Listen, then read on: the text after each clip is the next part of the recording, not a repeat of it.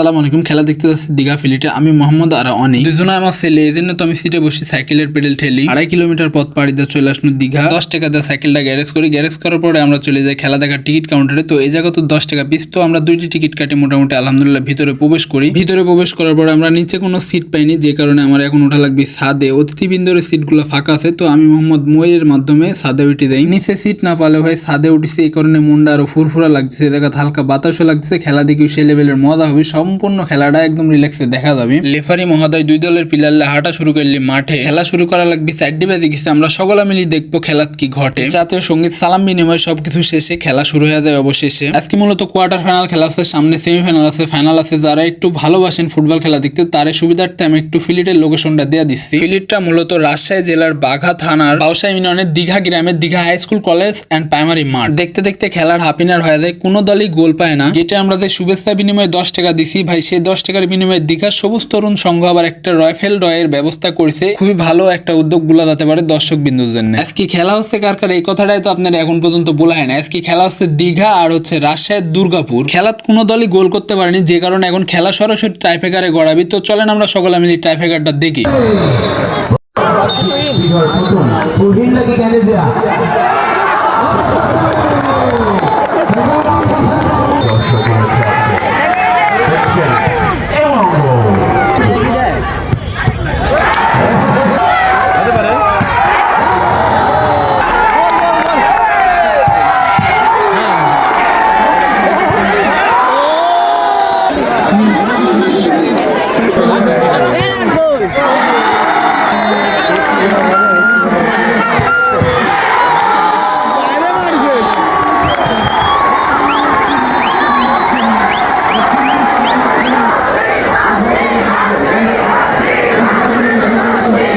অবশেষে টাইব্রেকারে এসে দীঘা 1 গোলে জিতে যায়, দুর্গাপুর হারিয়ে যায়। খেলা অবস্থায় খেলা যখন রানিং চলে সেখন কিন্তু দীঘা খুবই ভালো খেলেছিল, গোল প্রচন্ড লেভেলের মিস করেছে। সে কারণে টাইব্রেকারে আসা লাগিছে আর টাইব্রেকারে এসে জিতেছে অবশেষে। যাই হোক, খেলার ফলাফল অবশেষে দাঁড়ায় দীঘা 1 আর দুর্গাপুর 0।